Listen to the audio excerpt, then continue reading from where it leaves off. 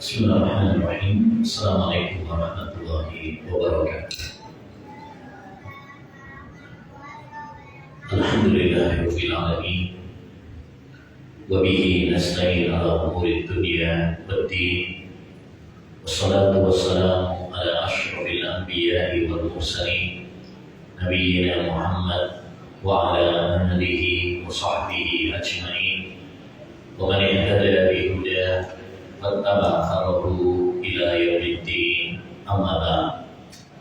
Rabbi shrah li sadri wa yassir li amri wahlul 'uqdatam min lisani yafqahu qawli. Allahumma inna nas'aluka ilman nafi'an wa rizqan thayyiban wa amalan mutaqabbalan. Allahumma anfa'na bima 'allamtana wa 'allimna ma yanfa'una wa zidna ilma. Ayyuhal ikhwah wal akhwat, kaum muslimin wal muslimat, para jemaah sekalian yang semoga senantiasa dirahmati dan diberkahi oleh Allah Subhanahu wa taala. Alhamdulillah, kita bersyukur kepada Allah Subhanahu wa taala atas segala nikmat yang diberikan kepada kita, sehingga di pagi ini, pagi yang sejuk ini, Allah Subhanahu wa taala memudahkan kita semuanya untuk melangkahkan kaki menuju salah satu rumah dari rumah-rumah Allah Subhanahu wa taala yang mulia, menuju taman dari taman-taman surga dunia, menuju majelis ilmu yang berbarokah dalam rangka menuntut ilmu agama. Dan ini adalah sebuah nikmat yang sangat besar yang harus kita syukuri bersama. Dahulu Hasan al-Basri pernah mengatakan, la an ata'allama baban minal ilmi ahabbu ilayya minad dunya wa ma fiha. Saya mempelajari satu bab ilmu itu lebih aku cintai daripada dunia dan isinya. Jadi nikmat ilmu, nikmat hidayah, nikmat iman, ini adalah nikmat yang lebih berharga, lebih tinggi, lebih istimewa daripada kenikmatan-kenikmatan dunia, harta, tahta, wanita, dan lain sebagainya. Karena ilmu adalah kunci sumber semua kebaikan di dunia dan di akhirat. Ilmu adalah jalan yang akan mengantarkan kita menuju surga Allah Subhanahu wa taala. Oleh karena hendaknya bagi kita untuk bersemangat dalam menimba ilmu agama selagi Allah SWT memberikan nafas kepada kita. Kata Imam Ibnu Qayyim rahimahullah taala, ma dama fika nafasun fata'allam. Selagi engkau masih bisa bernafas, maka teruslah belajar. Kita harus terus istiqamah belajar ilmu agama, Al-Quran dan Sunnah sampai kapan? Sampai akhir hayat kita, sampai kita meninggalkan kampung dunia ini. Wa'bud rabbaka hatta ya'tiyakal yaqin. Kata Allah Subhanahu wa taala dalam surat Al-Hijr ayat 99, beribadahlah kepada Rabb sampai datang kepada al-yaqin. Al-yaqin maksudnya adalah kematian. Ya, kematian. Maka kita harus berupaya untuk terus konsisten istiqamah ngaji ilmu agama sampai Allah Subhanahu wa taala mencabut nyawa kita. Ma'asyiral muslimin wal muslimat rahimani wa rahimakumullah. Pada kesempatan yang berbarokah ini insyaallah taala kita akan ngaji bersama, menambah iman dengan membahas satu tema yang kami kira tema yang sangat penting, yaitu mengoptimalkan umur kedua. Ya, kita punya umur kedua, yaitu setelah kematian kita. Kita harapkan bahwa kita memiliki amalan-amalan yang bermanfaat bagi kita, berkah bagi kita, dan pahalanya mengalir untuk kita setelah kita meninggalkan kampung dunia yang fana ini. Pembahasan ini akan kita lalui dalam beberapa sub pembahasan. Yang pertama adalah tentang kematian di pelupuk mata, untuk mengingatkan kepada kita semuanya agar kita selalu ingat tentang kematian. Pembahasan yang kedua yaitu tentang amalan yang bermanfaat dan berkah serta contoh-contohnya.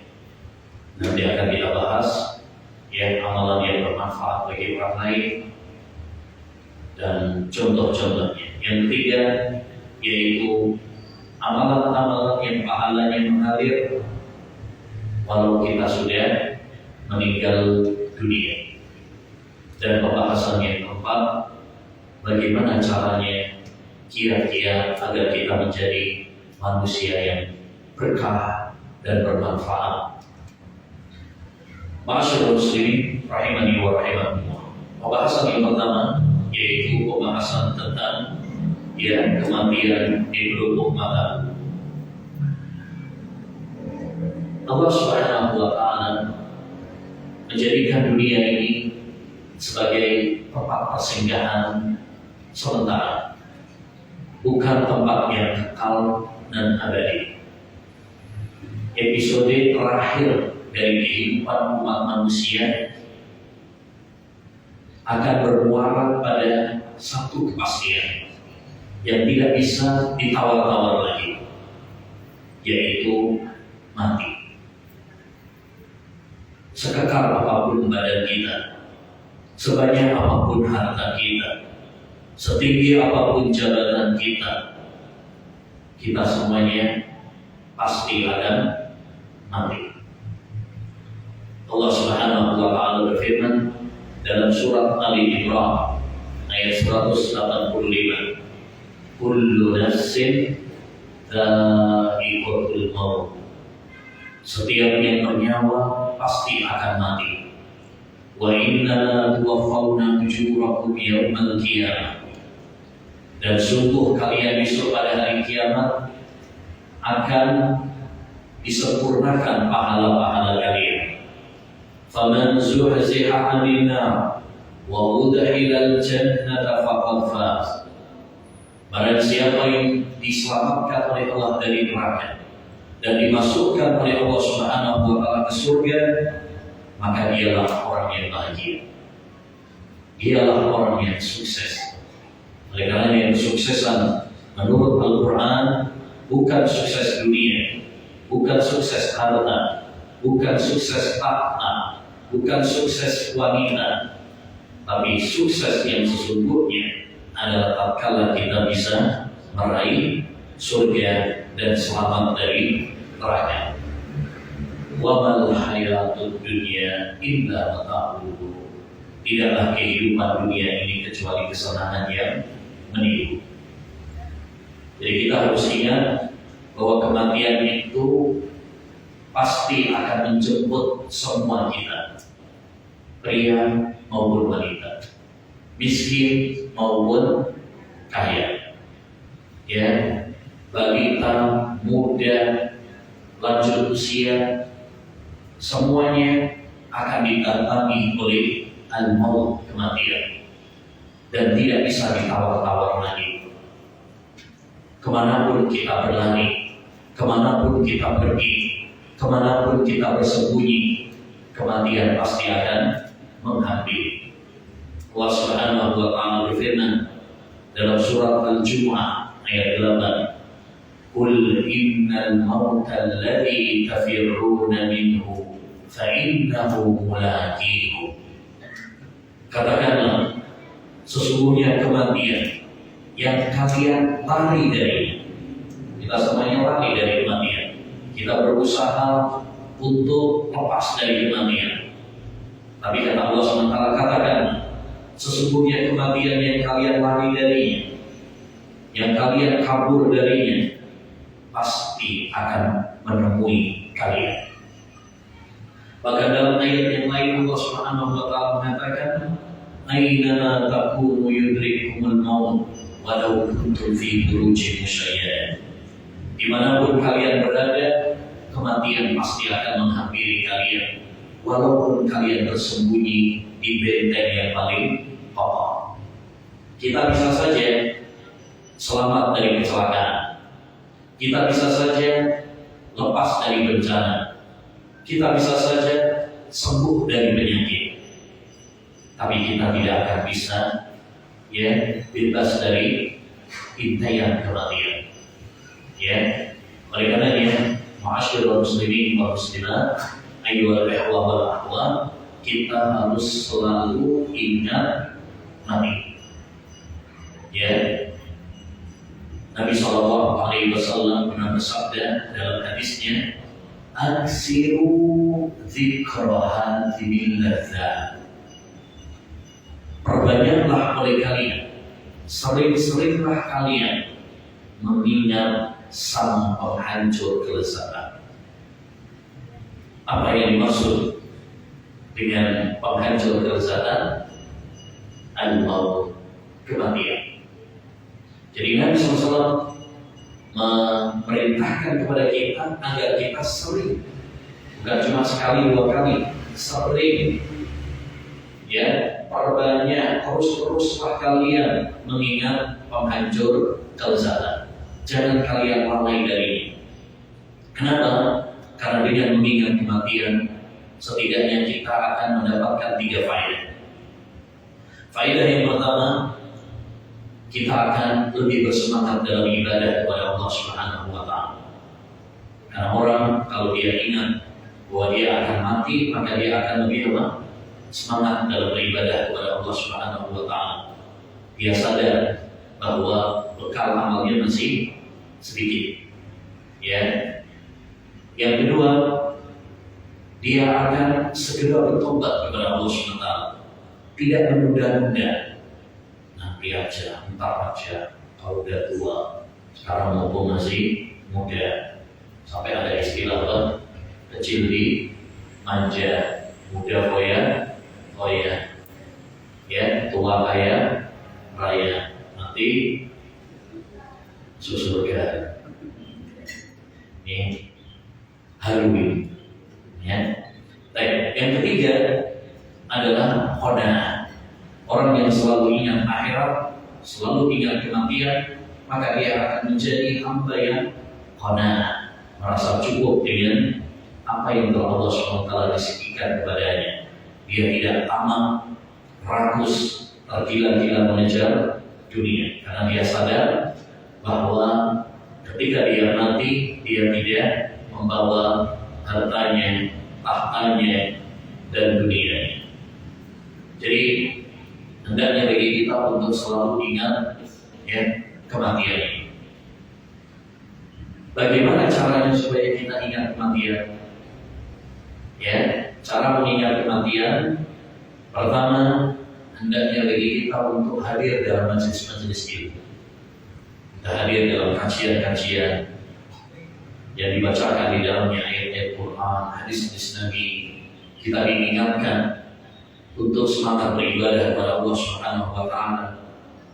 Diingatkan agar tidak tertipu dengan fata morgana dunia. Diingatkan tentang surga, tentang neraka. Makanya jangan sepelekan hadir dalam majelis ilmu. Ketika seorang hadir dalam majelis ilmu, imannya akan bertambah. Yang awalnya lalai jadi ingat. Yang awalnya berdosa bisa menjadi bertobat kepada Allah Subhanahu wa taala. Ini mencarger iman kita. Makanya kalau kita ingin lebih baik, maka hendaknya bagi kita untuk semangat hadir dalam majelis ini, karena itu bisa melembutkan hati kita. Yang kedua, di antara kiat agar kita ingat akhirat, ingat kematian, ziarah kubur. Nabi alaihi salatu wassalam pernah bersabda, "Kuntu nahaitukum an ziyaratil qubur fazuruha fa innaha tudzakirukum al-akhir." Dulu awal-awal Islam, aku pernah melarang kalian dari ziarah kubur. Jadi dulu awal-awal Islam, ziarah kubur itu dilarang oleh Nabi. Tapi sekarang silakan kalian ziarah kubur. Karena ziarah kubur bisa mengingatkan kalian kepada akhirat, kepada kematian. Asalkan ziarah kuburnya serius, ziarah kubur yang syar'i sesuai dengan sunnah Nabi Sallallahu Alaihi Wasallam, betul-betul merenung.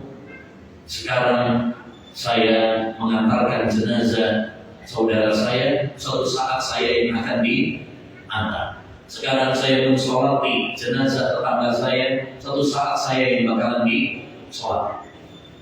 Ya, sekarang saya di atas tanah, suatu saat saya yang dibawa tanah. Ya, berenung. Makanya dulu para ulama salaf apabila kalau beliau ziarah kubur, ya menangis sampai basah jenggotnya, sampai basah jenggotnya. Karena mereka betul-betul ziarah kubur itu untuk mengingat akhirat, mengingat kematian. Yang ketiga, di antara cara untuk mengingat kematian adalah membaca Al-Quran dan merenungi Al-Quran. Karena dalam Al-Quran banyak dijelaskan tentang surga, tentang neraka, tentang kiamat. Yang itu bisa mengingatkan kepada kita akan kematian, akan akhirat. Bisa melembutkan hati kita, bisa mengingatkan kita agar kita semangat untuk beribadah dan tidak tertipu dengan dunia. Oleh karenanya, hendaknya kita perhatikan juga ketika kita membahas tentang mengingat kematian, bukan cuma sekedar mengingat kematian, tapi tujuan dari mengingat kematian adalah untuk menumbuhkan kepada diri kita semangat mempersiapkan bekal, semangat beribadah, semangat menabung untuk kehidupan setelah kematian. Dalam sebuah hadis, Nabi Sallallahu Alaihi Wasallam pernah ditanya, "Ayyul mu'minina akyas?" Wahai Rasulullah, siapa orang beriman yang paling cerdas? Ya, siapa yang paling cerdas itu wahai Nabi? Apa orang yang punya gelar profesor, doktor? Apa orang yang sekolahnya sampai luar negeri? Apa orang yang nilainya, ijazahnya, rapotnya selalu juara satu? Bukan itu orang yang paling cerdas menurut Nabi.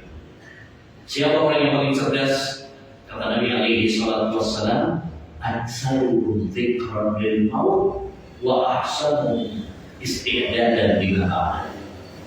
Orang yang paling cerdas adalah orang yang sering ingat kematian dan dia bersemangat mempersiapkan bekal untuk setelah kematian. Ini orang paling cerdas menurut Nabi alaihi salatu wassalam. Jadi, ma'asyiral muslimin rahimani wa rahimakumullah, kita mengingat kematian tujuannya adalah apa? Agar kita semangat untuk beribadah, mempersiapkan bekal untuk setelah kematian. Bukan takut kemudian malah burung, ngumpet di kamar saja, malah frustasi, malah bunuh diri. Bukan itu tujuannya. Ketika kita takut kepada Allah SWT, maksudnya adalah kita malah bersemangat beribadah kepada Allah SWT. Ini berbeda kalau kita takut sama makhluk. Kita kalau takut misalkan sama harimau, kita akan lari kabur dari. Tapi kita takut sama Allah Subhanahu wa Ta'ala, artinya kita semakin mendekat kepada Allah Subhanahu wa Ta'ala, bukan semakin menjauh. Dan ma'asyiral muslimin rahimani wa rahimakumullah. Kita tidak pernah tahu kapan kita akan mati. paling penting adalah bagaimana kita mempersiapkan diri. Karena kematian tidak menunggu kesiapan kita. Kita mau siap atau tidak, kalau udah waktunya, ya akan datang. Walan yu'akhirallahu nafsan idza jaa ajaluha. Wallahu khabirun bima ta'malun. Kata Allah Subhanahu wa taala dalam surat Al-Munafiqun, Allah Subhanahu wa taala tidak akan mengakhirkan nyawa apabila telah tiba ajalnya. Jadi kalau sudah waktunya sudah tiba, ajalnya sudah tiba, jadwalnya sudah tiba, malaikat maut sudah diperintahkan oleh Allah SWT untuk mencabut nyawa kita, gak bisa ditunda lagi, gak bisa ditawar lagi, gak bisa disuap, disogok, gak bisa. Oleh karenanya kita jangan terbuai, kita jangan panjang angan-angan. Sering manusia itu terbuai dengan angan-angan. Umur saya bakal panjang, saya masih muda, saya masih kekal, saya masih sehat. Apakah semua itu jaminan bahwa kita akan berumur panjang? Tidak. Di kuburan tidak ada tulisan khusus yang sudah tua. Di kuburan tidak ada tulisan khusus yang sakit-sakitan. Tidak ada. Betapa banyak orang yang sakit-sakitan malah nggak mati-mati. Betapa banyak orang yang sudah tua ternyata anaknya lebih tua mati daripada orang tuanya. Maka kita tidak boleh berbuat dengan anak-anak. Kata sahabat Ali bin Abi Thalib, "Inna akhafu alaikum isnatain." Yang aku khawatirkan kepada kalian itu dua. Tulal amal wattiba'al hawa. Panjang angan-angan dan mengikuti hawa nafsu. Itu yang paling aku khawatirkan, kata sahabat Ali bin Abi Thalib. Fa'amma tulul amal fayumsil akhir. Adapun panjang angan-angan itu karena melalaikan kalian dari akhir. Wa amma tiba'ul hawa fayasuddukum anil haq. Adapun yang aku khawatirkan bagi kalian adalah mengikuti hawa nafsu, karena orang kalau sudah mengikuti hawa nafsu maka akan terhalangi dari kebenaran. Dia nggak mau menerima kebenaran karena mengikuti hawa nafsu. Jadi ini yang paling dikhawatirkan oleh sahabat Ali bin Abi Thalib. Dua hal. Apa yang pertama? Panjang angan-angan. Kenapa? Karena panjang angan-angan bisa melalaikan kita dari akhirat. Ya orang kaya kok nanti umur saya masih lama, masih bisa begini, masih bisa begitu.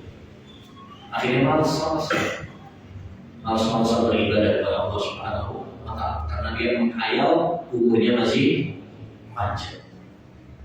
Yang kedua yang dikhawatirkan oleh sahabat Ali bin Abi Thalib adalah mengikuti hawa nafsu. Karena orang kalau sudah mengikuti hawa nafsu, maka dia akan menolak kebenaran yang datang kepadanya. Intinya, poin pembahasan ini adalah untuk mengingatkan diri kita semuanya, terutama diri kami pribadi, agar kita selalu ingat akhirat, agar kita selalu ingat kematian. Jangan tertipu dengan fata morgana dunia. Jangan tertipu dengan sehatnya badan kita. Jangan tertipu dengan usia muda kita. Jangan tertipu dengan kebugaran badan kita, kecantikan dan tengah wajah kita. Semua itu tidak jaminan.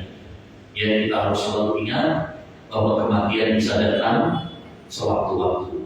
Sehingga kita harus mempersiapkan diri kita, mempersiapkan bekal untuk bekal setelah kematian.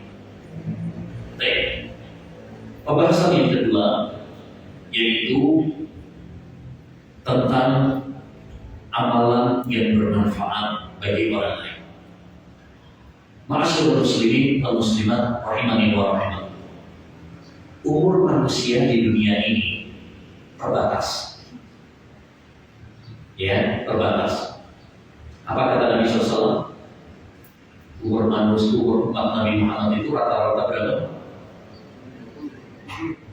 60 atau 70 tahun. Rata-rata.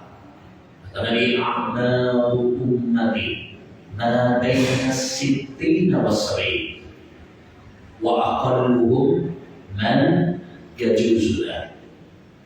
Kata Nabi alaihi salatu wassalam, umur umatku rata-rata 60 tahun atau 70 tahun. Rata-rata. Ya, wa aqalluhum man yajuzu dzalik.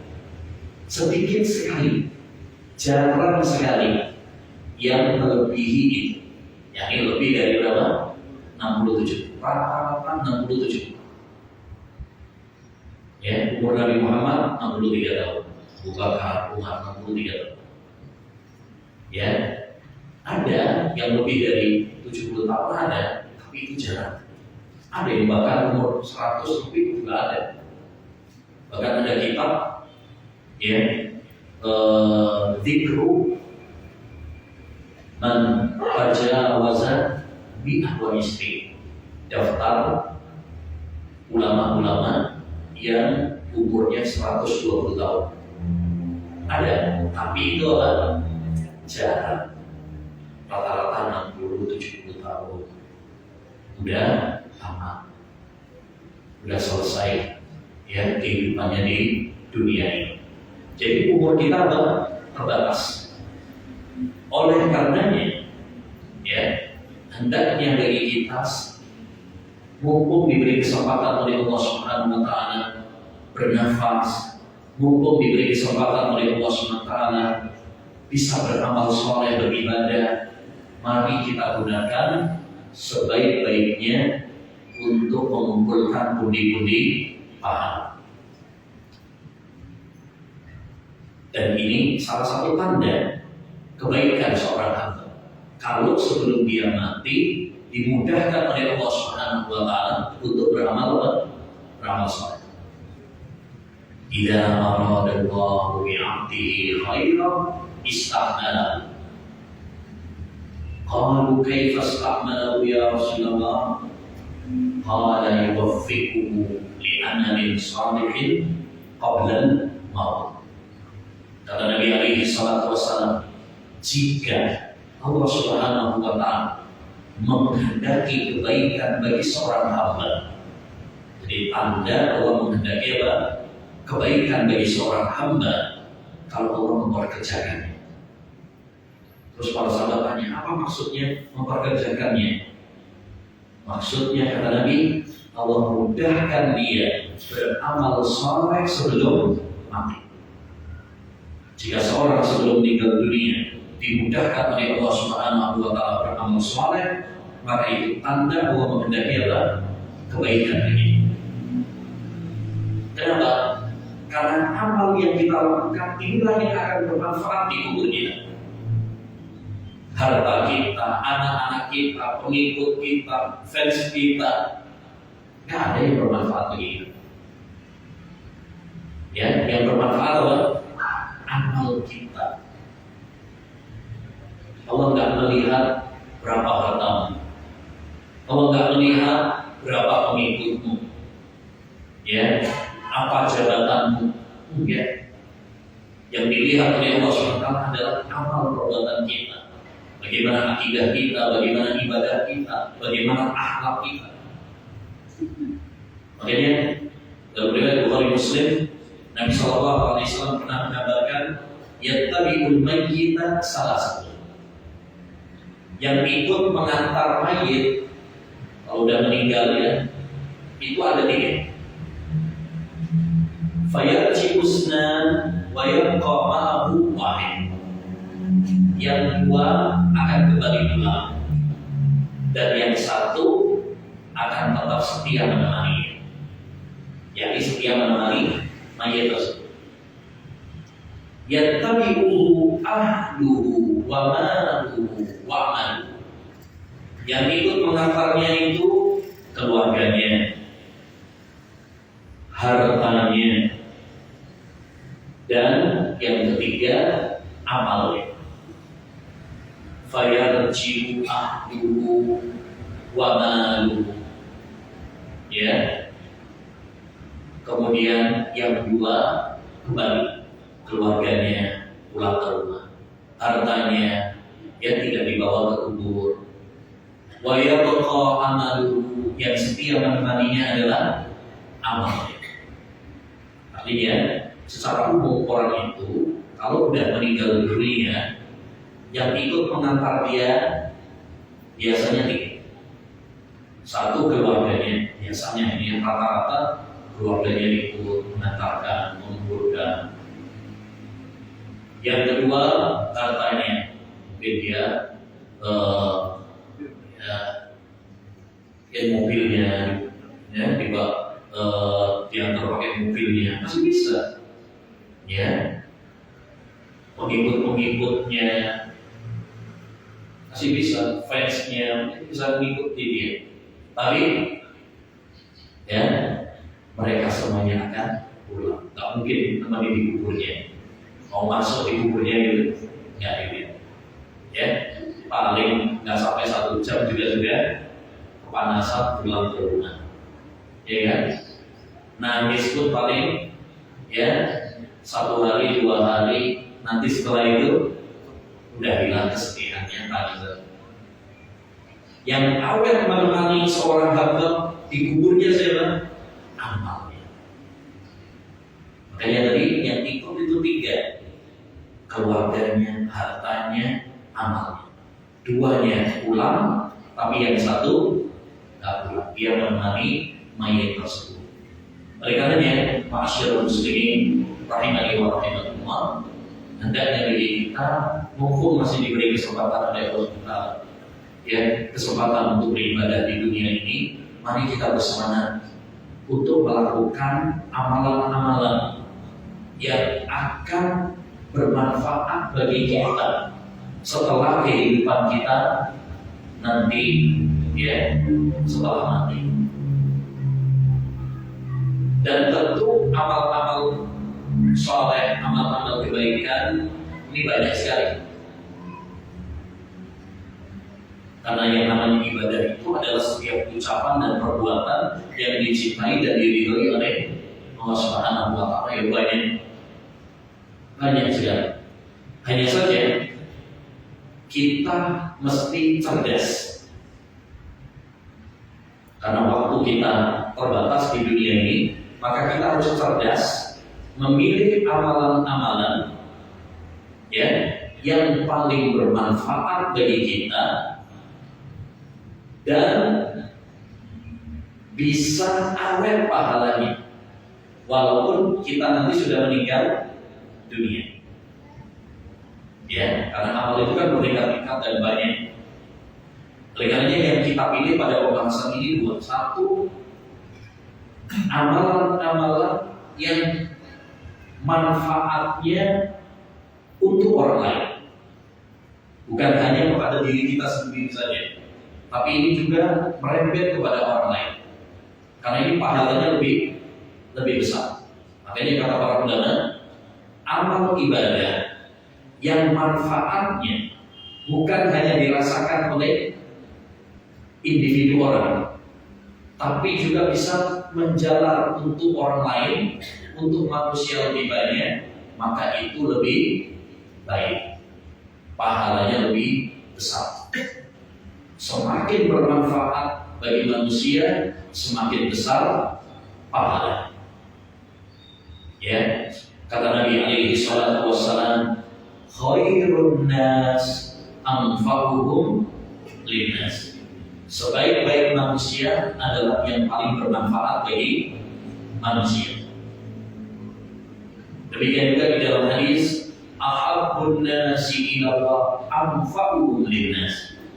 Manusia yang paling dicintai oleh Allah itu adalah yang paling bermanfaat bagi manusia.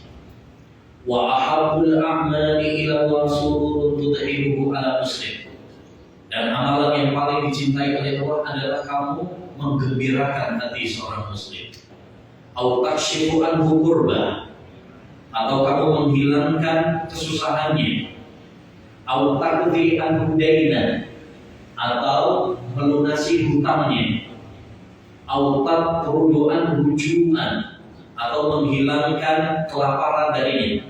Bantu orang, ya, bantu orang melunasi hutang. Wala an amshiya ma'a ahin fi hajati khairun min an a'takifa fi hadzal masjid syahra. Ya, perhatikan kata Nabi ini. Saya berjalan membantu kebutuhan saudara saya lebih saya cintai daripada saya iktikaf di masjidku ini, yaitu Masjid Nabawi, selama 1 bulan. Padahal kita tahu sholat di Masjid Nabawi keutamaannya sangat besar. Sekali sholat berapa? 1000 kan? Pahalanya 1000. Kalau di Masjidil Haram 100.000 ya. Kalau di Masjid Nabawi 1000. Kita tahu sholat di Masjid Nabawi itu sangat besar pahalanya, apalagi iktikaf. Kalau iktikaf berarti sholat, baca Quran dan sebagainya. Tapi ternyata kata Nabi, saya berjalan memenuhi kebutuhan saudara saya lebih saya cintai daripada saya ya iktikaf di masjidku ini selama 1 bulan. Kenapa? Nah, ini kembali kepada kaidah tadi yang sudah kita sampaikan. Apa itu? Ibadah yang manfaatnya dirasakan oleh orang lain juga, maka itu lebih utama dan lebih besar pahalanya daripada ibadah yang hanya manfaatnya kembali kepada individu. Kalau orang itu iktikaf, sholat, itu manfaatnya hanya untuk pribadi. Tapi kalau bantu orang, ya, bantu orang, tadi contohnya adalah menghilangkan kesusahan orang lain, melunasi hutang orang lain, ya, memberi makan orang yang kelaparan. Ini kan berarti apa? Bantu orang. Manfaatnya dirasakan untuk orang lain. Maka ini lebih besar pahalanya. Ya, dan amalan-amalan yang manfaatnya bisa dirasakan oleh orang lain ini banyak sekali. Contohnya banyak. Kita ambil beberapa contoh ya. 1. Bantu korban bencana. Di Indonesia ini termasuk yang paling sering ya ada bencana ya. Ya, ada longsor, ada tsunami, ada gempa bumi, gunung meletus, banjir. Ya, kalau sekarang di mana Sumatera ya? Banjir. Nah, ini kalau kita bisa bantu orang-orang yang terkena korban bencana ini, maka ini pahalanya sangat besar. Kata Nabi alaihi salatu wassalam, "Man nafasa an mu'minin qurbatan min qurabid dunya, nafasa Allahu an qurbatan min qurabi yaumil qiyamah." Siapa yang membantu menghilangkan kesusahan seorang mukmin di dunia, maka Allah SWT akan menghilangkan kesusahan yang besok di akhirat.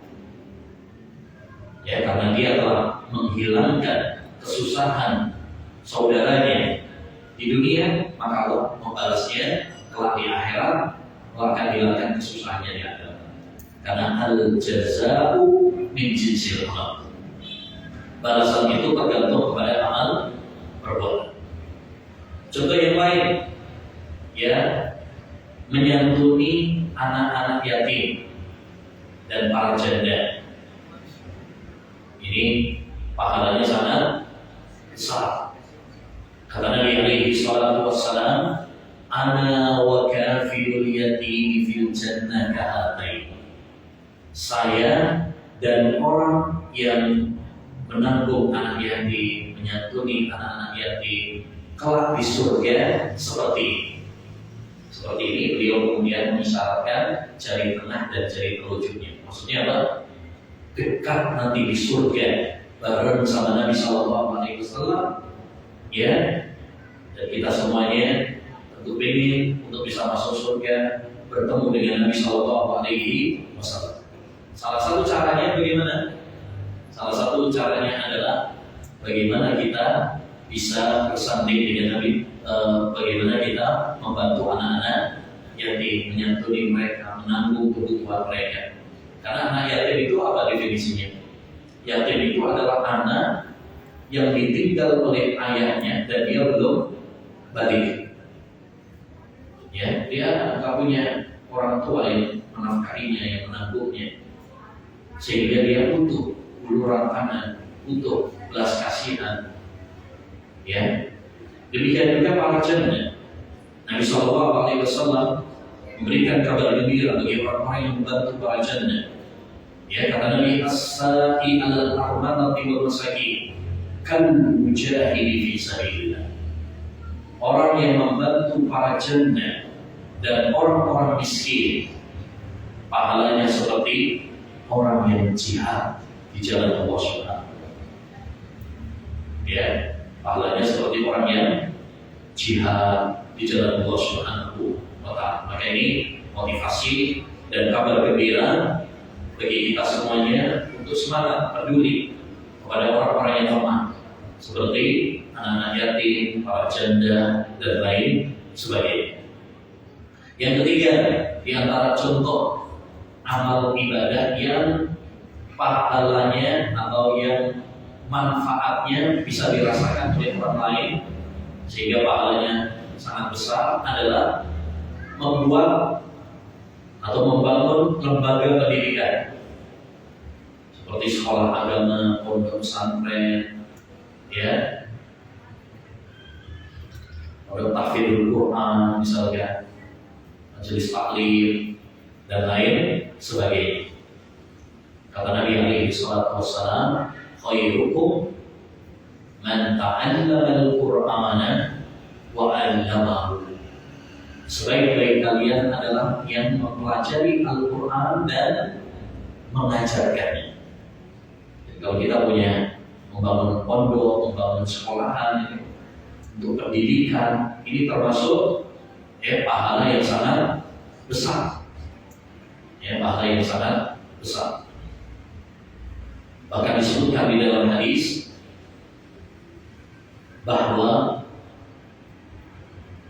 annahu inna Allah wa malaikatahu wa ahla as-samawati wal ardi hatta an-namlati fi juhriha wa hatta al-hut la yusalluna ala muallimin nasi. Sesungguhnya Allah Subhanahu wa Ta'ala dan para malaikatnya, penduduk langit dan penduduk bumi, sampai-sampai semut di sarangnya dan ikan di laut, mereka mendoakan untuk orang-orang yang mengajarkan kebaikan kepada manusia.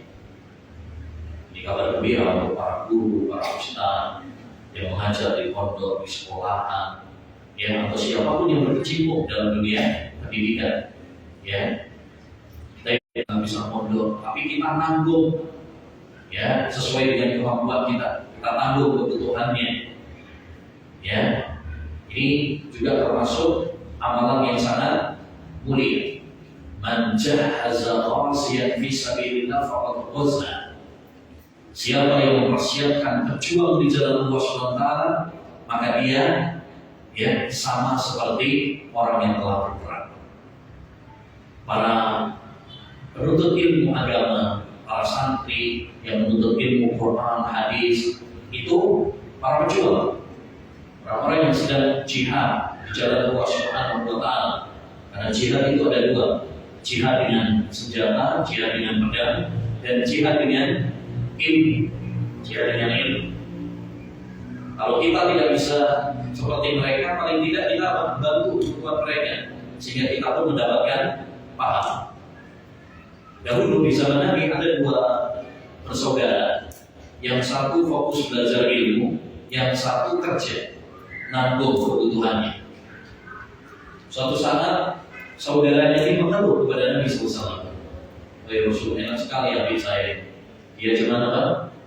Belajar. Saya yang Ya, yang kerja banting tulang. Apa kata Nabi?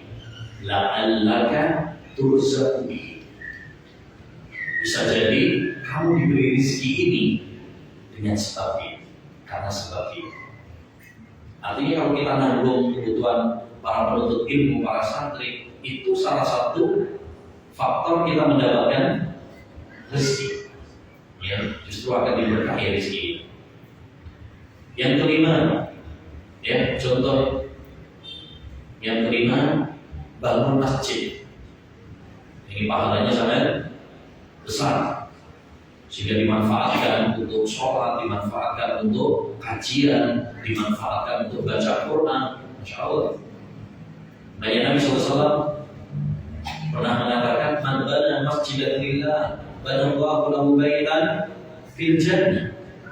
Siapa yang membangun masjid untuk Allah Subhanahu wa taala, ikhlas karena Allah Subhanahu wa taala, maka Allah akan bangunkan untuknya rumah di surga. Insyaallah. Ini kabar gembira dan keutamaan orang-orang yang membangun masjid. Contoh yang keenam, ya, membantu dakwah. Ya, dakwah dengan lisan, tulisan, misalkan bagi-bagi mushaf Al-Quran, bagi-bagi apa? Buku-buku yang bermanfaat dakwah, atau kalau sekarang juga bisa bantu misalkan media dakwah, TV, YouTube, misalkan video-video pendek yang isinya kajian-kajian atau ilmu yang bermanfaat dimasuk, ya,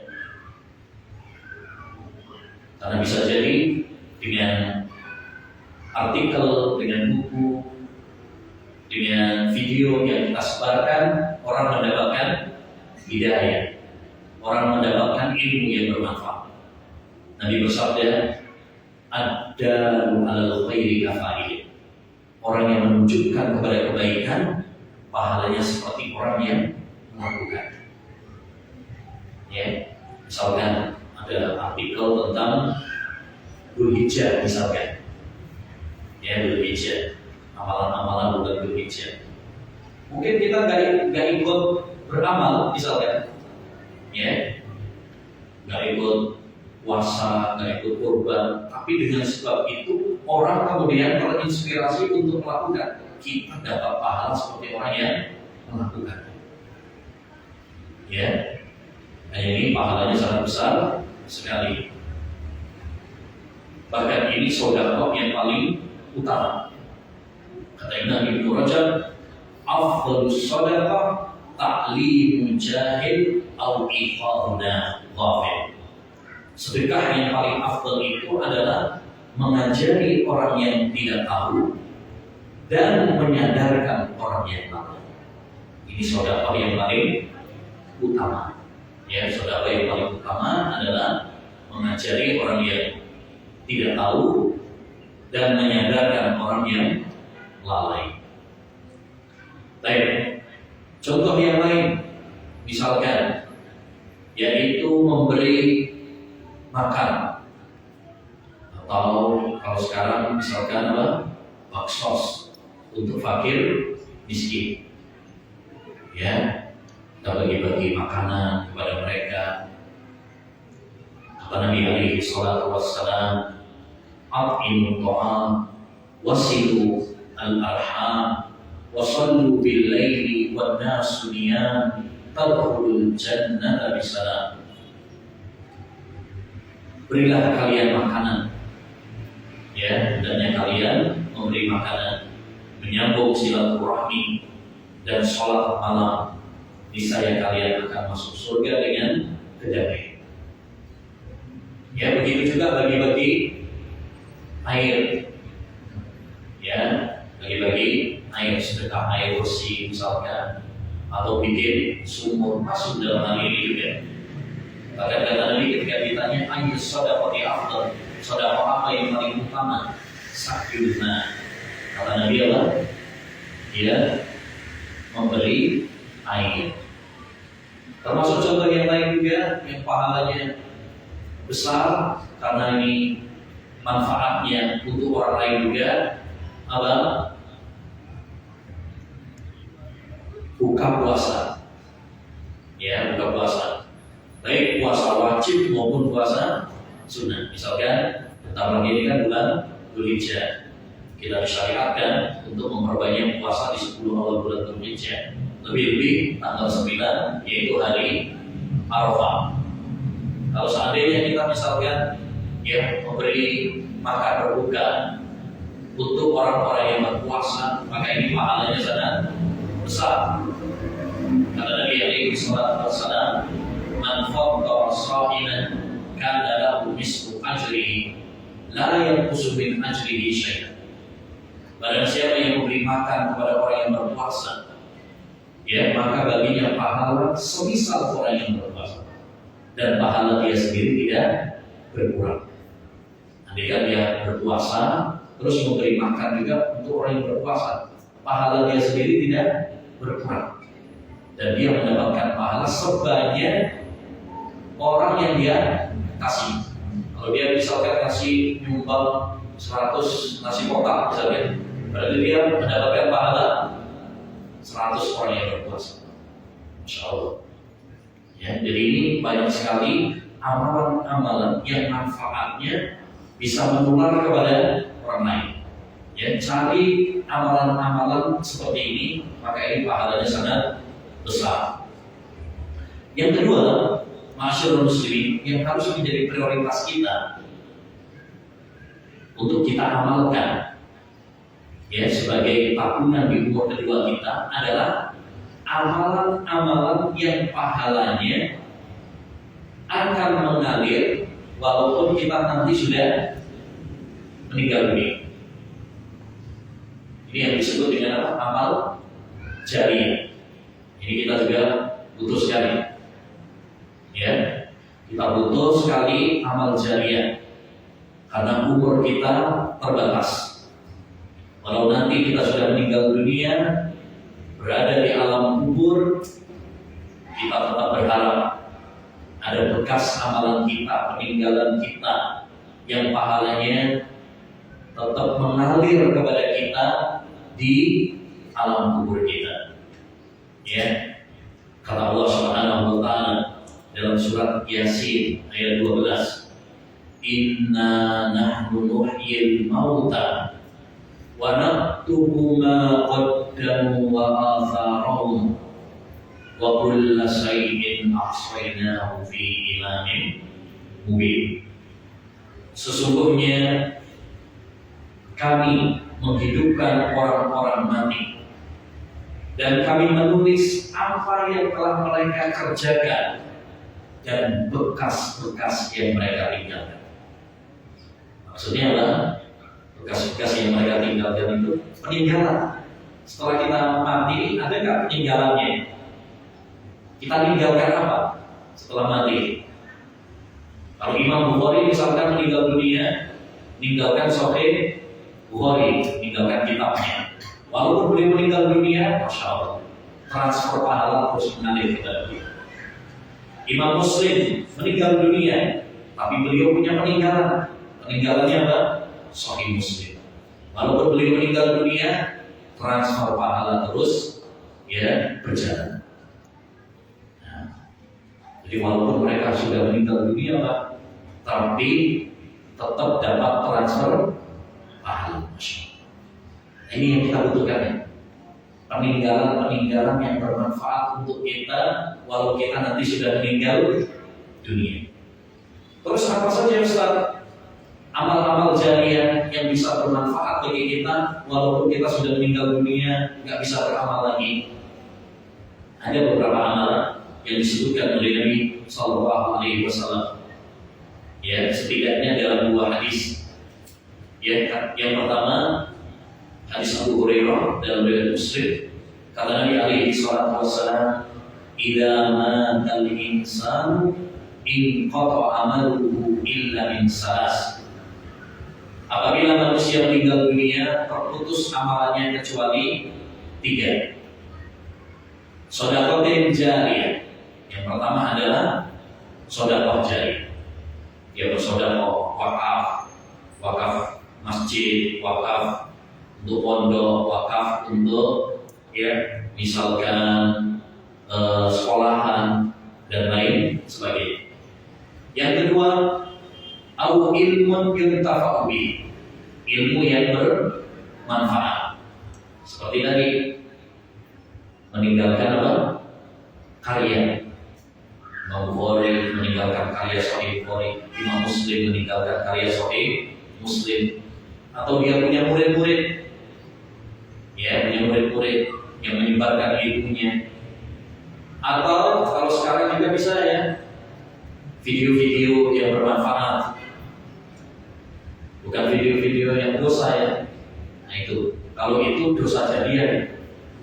Sebagaimana ada pahala jariyah, sedekah jariyah, ada juga dosa jariyah. Hati-hati. Yang ketiga, awaladin salihin yad'ulah, atau anak yang saleh yang mendoakan untuk orang tuanya. Orang tuanya sudah meninggal, tapi dia punya anak yang saleh, yang berbakti kepada orang tuanya, selalu mendoakan orang tuanya. Pahalanya nyampe kepada orang tuanya atau tidak? Nyampe. Bahkan kata Nabi SAW dalam riwayat Bukhari, dalam kitabnya Al-Adabul Mufrad, kata Nabi, Inna Allah la yarfa'u darajatal abdi yawmal qiyamah. Allah akan mengangkat derajat seorang hamba kelak di surga. Fayaqul, lalu hamba tersebut terheran-heran, Rabbi anna li hadha, dari mana ini?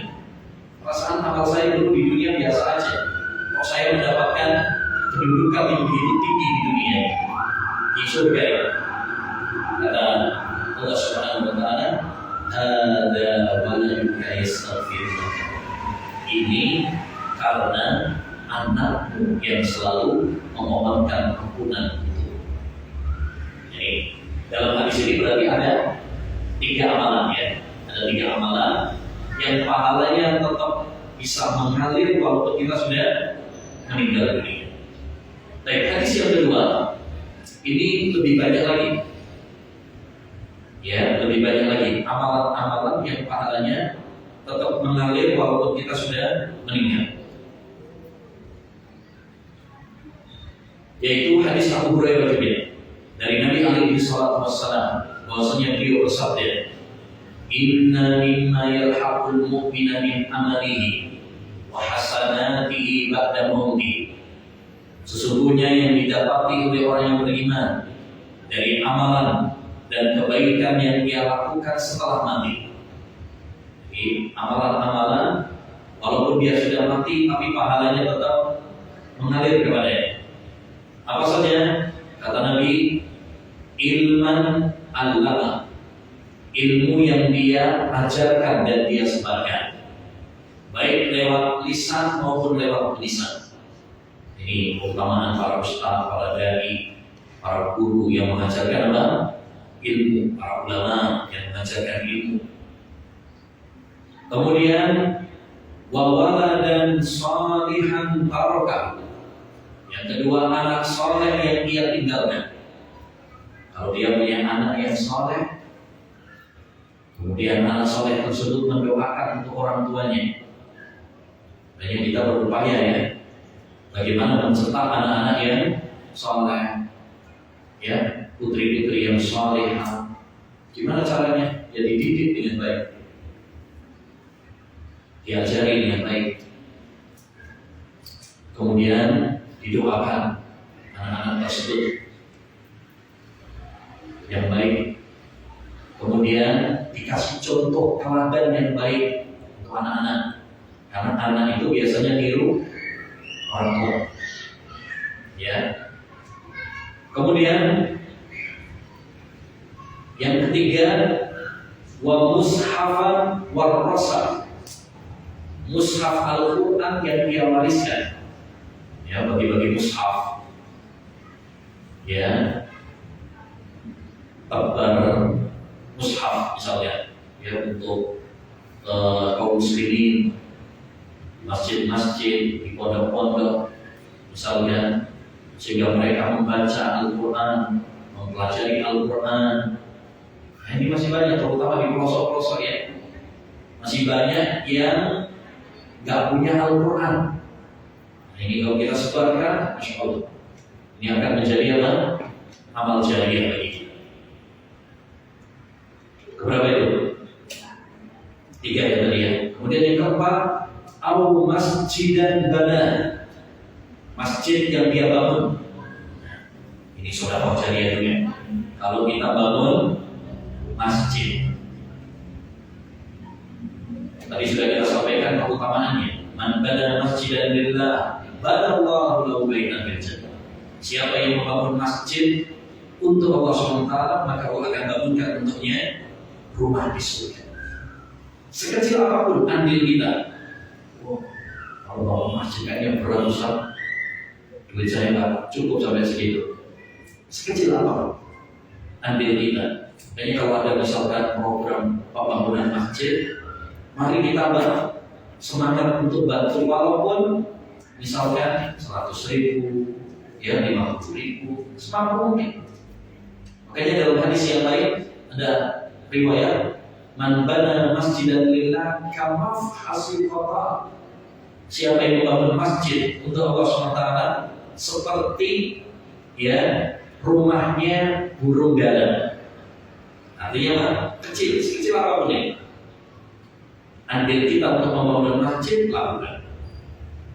Kemudian ya berikutnya yang kelima, au baitan libnis sabili bana, atau dia bangun rumah untuk ibnus sabil. Rumah untuk ibnus sabil. Apa ibnus sabil itu? Orang-orang yang melakukan perjalanan, kemudian dia kehabisan bekal. Itu maksudnya ibnus sabil.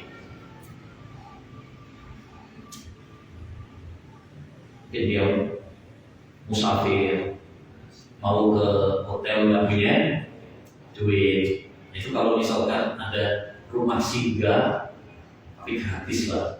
Nah itu Masya Allah, itu bisa bantu mereka-mereka yang mungkin bepergian tapi nggak punya ongkos untuk nginap di penginapan atau di hotel.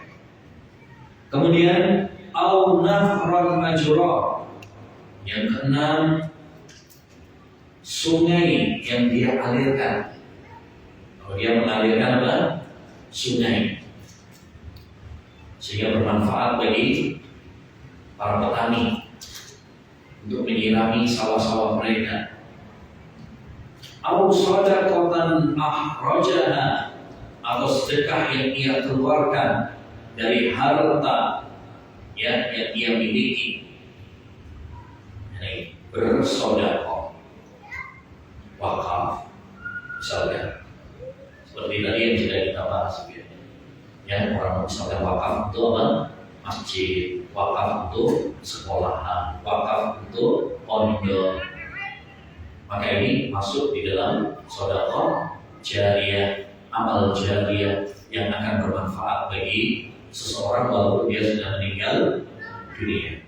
Jadi ini yang harus menjadi prioritas kita untuk bermanfaat di umur kedua kita. Apa umur kedua itu? Itu umur setelah kita meninggal dunia. Umur pertama kita di dunia ini umur pertama.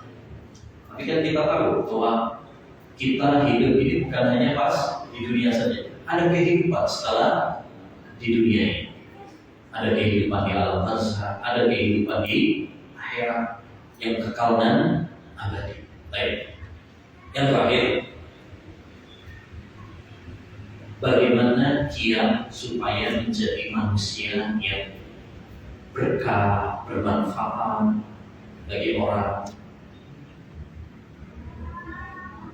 Ya, tentu kita ingin menjadi orang-orang yang berkah hidupnya.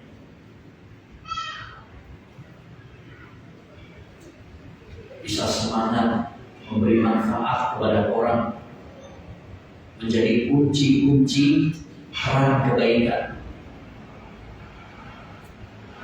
Allah Subhanahu wa taala berfirman tentang Nabi Isa alaihi salam, "Wa ja'alani mubarakan aynama kuntu." Dalam surat Maryam ayat 31. Allah menjadikan orang yang berbarokah dimanapun aku berada. Apa artinya berbarokah itu? Barokah itu artinya al-khairul katsir ad-daim, kebaikan yang terus menerus. Jadi dimanapun kita berada, hendaknya bagi kita untuk menjadi orang yang berkah, bisa berbuat baik, memberi manfaat kepada orang. Inna min ibadillah mafatihil khair maghaliqul syarr. Ada di antara hamba-hamba itu, mereka dijadikan sebagai kunci-kunci pembuka kebaikan dan penutup keburukan. Fatuba liman ja'alallahu miftahal khair biyadi. Sungguh berbahagia orang-orang yang kau jadikan sebagai pembuka kebaikan, dan sungguh celaka orang-orang yang dijadikan sebagai pembuka keburukan dan penutup kebaikan. Nah, kita tentu pengen untuk menjadi orang-orang yang berkah hidupnya, tadi memberi manfaat, bisa beramal untuk kehidupan kita di dunia dan untuk kehidupan nanti di umur kedua setelah kita mati. Nah, gimana caranya supaya kita bisa beramal seperti itu? Ya, satu, hendaknya bagi kita untuk ikhlas. Orang yang ikhlas niatnya, maka Allah SWT akan memudahkan dia untuk beramal saleh, untuk beribadah, untuk menjadi orang-orang yang berkah, untuk menjadi orang-orang yang menebar manfaat. Ya, kata Allah SWT dalam surat Al-Insan ayat 9, "Innama nut'imukum liwajhillah, la nuridu minkum jazaa'an wala syukura." Kami memberi makan kepada kalian hanya untuk mengharapkan ridha Allah Subhanahu wa taala, tidak mengharapkan balasan dan ucapan terima kasih.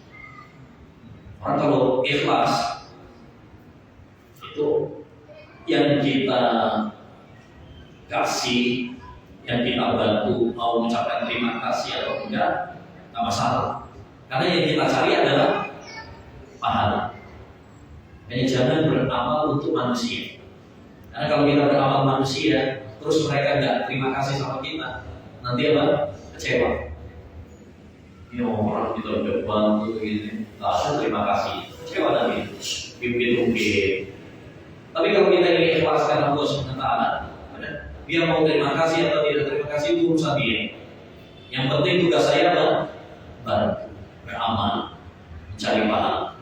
Jadi ini kunci yang pertama, hendaknya bagi kita untuk apa? Ikhlas. Kata Imam Ahmad kepada putranya, "Ya bunayya bil khair, fa innaka la tazalu bi khairin ma nawaita khair." Wahai putra, hendaknya kamu berniat yang baik. Engkau akan senantiasa dalam kebaikan bila kamu berniat yang baik. Jadi selama kamu berniat yang baik, maka kamu akan dalam kebaikan di dunia dan di akhirat. Yang kedua, yang kita perlukan agar kita menjadi manusia yang berkah adalah ta'awun. Apa ta'awun itu? Kerjasama. Ya, kita perlu kerjasama, saling bantu-membantu. Karena untuk menjadi kunci kebaikan, menebar manfaat, nggak mungkin kita sendirian. Waktu kita terbatas, tenaga kita terbatas, ya, maka kita perlu saling koordinasi, saling bahu-membahu, saling membantu di dalam kebaikan. Ya, sebagaimana kata Allah dalam surat Al-Maidah ayat 2, "Wa ta'awanu 'alal birri wat taqwa." Kalau menolonglah kalian dalam kebaikan dan dalam ketakwaan. Yang ketiga, hendaknya bagi kita berakhlak yang baik. Karena ketika kita bantu orang, berinteraksi dengan orang, bergaul dengan orang, hendaknya bagi kita untuk menampakkan akhlak yang baik. Misalkan bantu orang korban bencana atau fakir miskin. Jangan karena kita bantu kemudian apa? Kita semena-mena sombong, misalkan kasar sama mereka. Tidak. Tetap tunjukkan kepada mereka akhlak yang baik. Rasulullah SAW pernah ditanya, amalan apa wahai Rasulullah yang paling banyak memasukkan orang ke surga? Maka beliau menjawab, takwa kepada Allah dan akhlak yang baik. Yang keempat, ya, ilmu. Kita kalau ingin menjadi manusia yang berkah, ingin menjadi manusia yang bermanfaat, hendaknya bagi kita ngaji ilmu agama. Karena kita nggak mungkin tahu mana yang baik dan mana yang tidak baik kecuali kalau kita ngaji ilmu agama. Ya, kalau kita nggak ngaji ilmu agama, dari mana kita tahu misalnya tadi amalan-amalan yang bermanfaat setelah kita mati nanti? Kita nggak tahu. Dari mana kita tahu? Kalau kita ngaji pun nanti dibacakan hadisnya. Ternyata ada ya amalan-amalan yang bisa bermanfaat setelah kita mati. Ya. Nah itu kalau kita belajar ilmu agama. Tapi kalau nggak ngaji ilmu agama, dari mana kita tahu? Disinilah pentingnya kita menuntut ilmu. Talabul ilmi fardhatun 'ala kulli muslim. Menuntut ilmu itu adalah kewajiban bagi setiap muslim. Yang kelima, yang terakhir, hendaknya bagi kita untuk sabar, semangat, sabar dan berdoa. Semangat, sabar dan berdoa. Sebagaimana kata Nabi alaihi salatu wassalam, ihris ala ma yanfa'uka wasta'in billah wa la ta'jiz. Bersemangatlah kamu melakukan hal-hal yang bermanfaat. Kemudian yang kedua, mintalah pertolongan kepada Allah SWT. Dan yang ketiga, wala ta'jiz, jangan menyerah. Jadi semangat, kemudian minta pertolongan, doa, kemudian yang ketiga, ya sabar, jangan menyerah. Ya, kalau kita melakukan tiga hal ini, maka kita akan menjadi orang yang sukses. Termasuk sukses menjadi manusia yang berkah, ya, manusia yang bermanfaat. Karena kita butuh kepada pahala, kita butuh kepada berkah. Demikian masyarakat muslimin dan muslimat rahimani wa rahimakumullah yang bisa kita bahas tentang mengoptimalkan umur kedua dengan kita melakukan amal-amal tadi. Baik amalan yang manfaatnya bisa dirasakan oleh orang banyak, atau amalan-amalan yang pahalanya tetap mengalir. Ya, kalau kita sudah meninggal dunia, ya, dengan mengamalkan tersebut, mudah-mudahan ya kita bisa menjadi manusia yang berkah, ya, bisa menjadi manusia yang bermanfaat, ya, dan kita dimudahkan oleh Allah Subhanahu wa taala untuk meraih surganya. Amin ya rabbal alamin. Saya kira itu yang bisa disampaikan. Kurang lebihnya mohon maaf.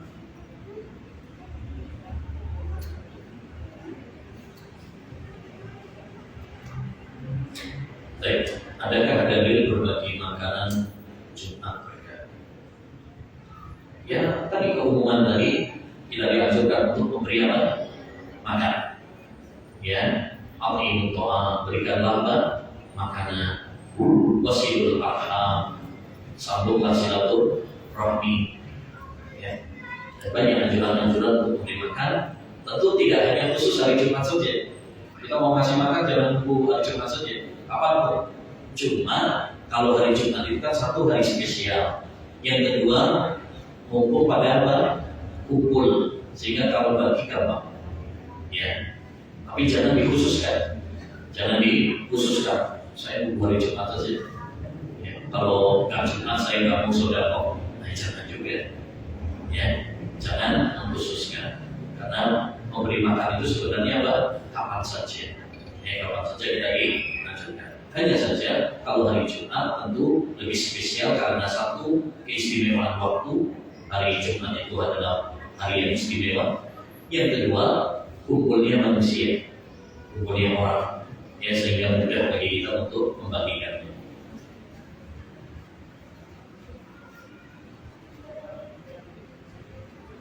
Bolehkah anak berkorban atas nama kedua orang tuanya yang sudah meninggal?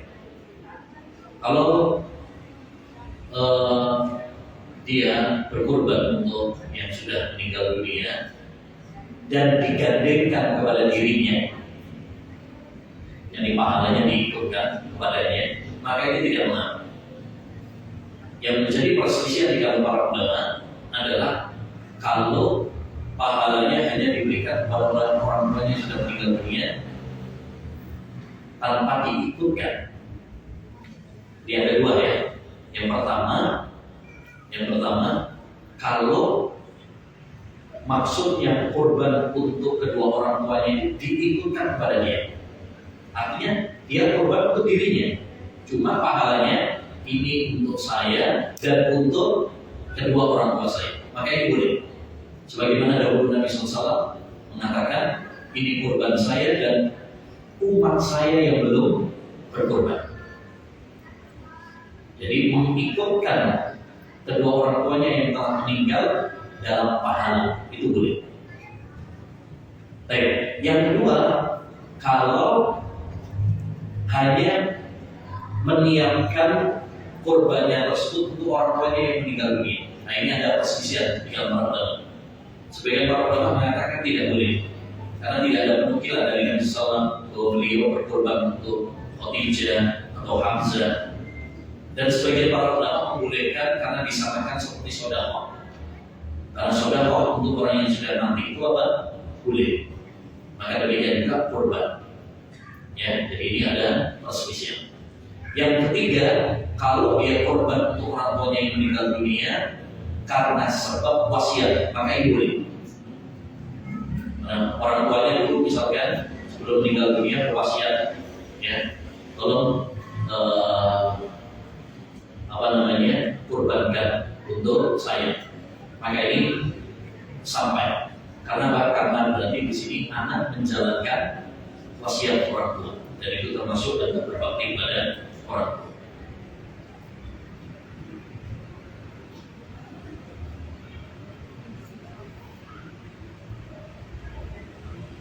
Salafan, kalau nyambungin janda itu kriterianya apa? Ya janda, gak punya suami. Baik karena ditinggal mati atau ditinggal cerai. Yang penting pokoknya dia gak punya suami. Itu namanya janda. Kriterianya apa? Maksudnya apa ini maksudnya? Kriteria cantiknya atau umurnya, nah itu nggak penting. Yang penting definisi janda adalah yang ditinggal oleh suami, baik ditinggal karena mati atau ditinggal cerai. Mungkin dia diceraikan, intinya dia tidak punya suami yang menafkahi dia. Nah ini namanya janda, dan ini butuh. Kenapa? Karena wanita pada dasarnya bukan seorang yang ahli untuk mencari nafkah, ya, makanya dia butuh untuk bantuan, Nah, wanita pada dasarnya tidak pintar untuk mencari harta. Nah, tugas untuk mencari nafkah itu adalah pada suami, pada kaum laki-laki. Jadi para janda ketika ditinggal oleh suaminya, ya, itu biasanya banyak yang kewalahan dalam soal nafkah. Disinilah dibutuhkan untuk apa? Bagi kaum muslimin untuk membantu mereka.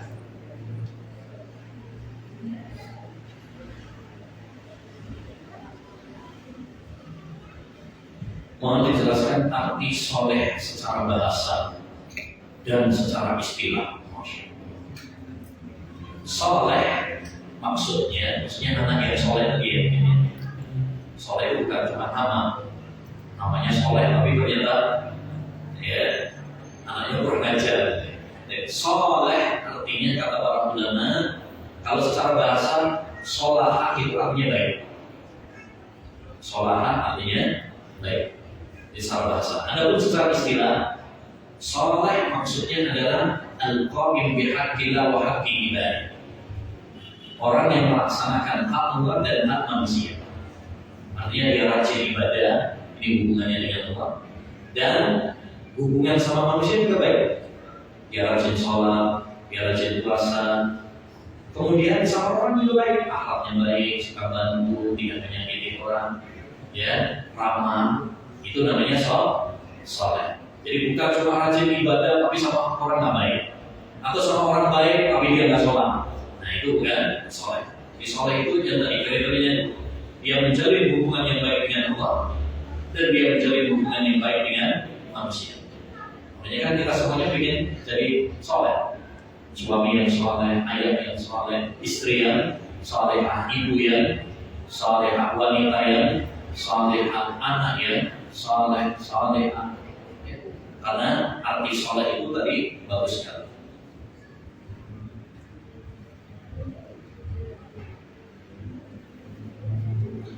Kalau ada orang jahat meninggal dunia, maka apakah boleh bagi kita mengucapkan alhamdulillah? Innalillahi.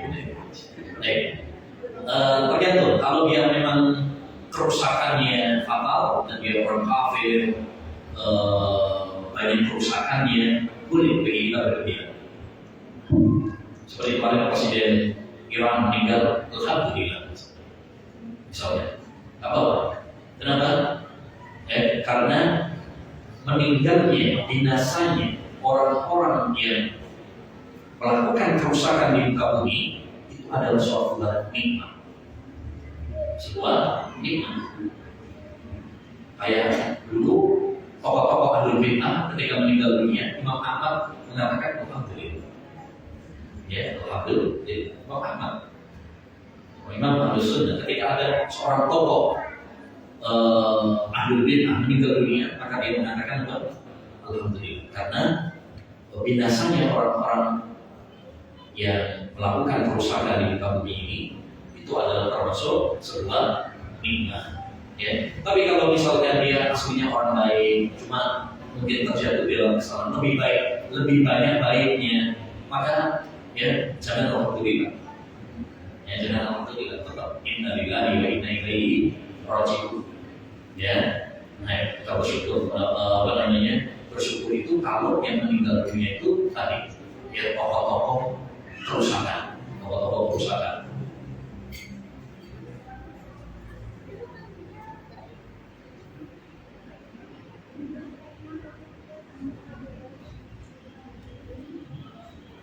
Kalau harta waris belum dibagikan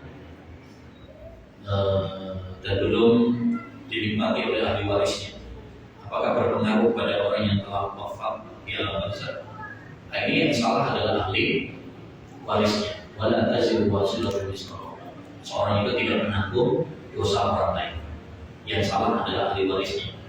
Ya, kenapa tidak segera dibagikan? Dan ini termasuk kesalahan. Hendaknya harta waris itu segera dibagikan. Ya, setelah menunaikan utang dan menunaikan wasiat. Ya, hendaknya dibagikan supaya tidak menjadi persengketaan. Tapi kalau misalkan belum dibagi-bagi juga, ya maka tadi ayatnya seorang itu tidak menanggung dosa orang lain. Ini adalah dosa keluarganya, ahli warisnya. Kenapa mereka menunda-nunda dan tidak segera membagikannya? Tidak ada kaitannya dengan mayit. Ya tidak ada kaitannya dengan Allahu a'lam. Sallallahu wasallam ala nabiyina Muhammad. Kita tutup dengan doa kafaratul majlis. Subhanallahumma wa bihamdika asyhadu an la ilaha illa anta astaghfiruka wa atubu ilaik. Assalamualaikum warahmatullahi wabarakatuh.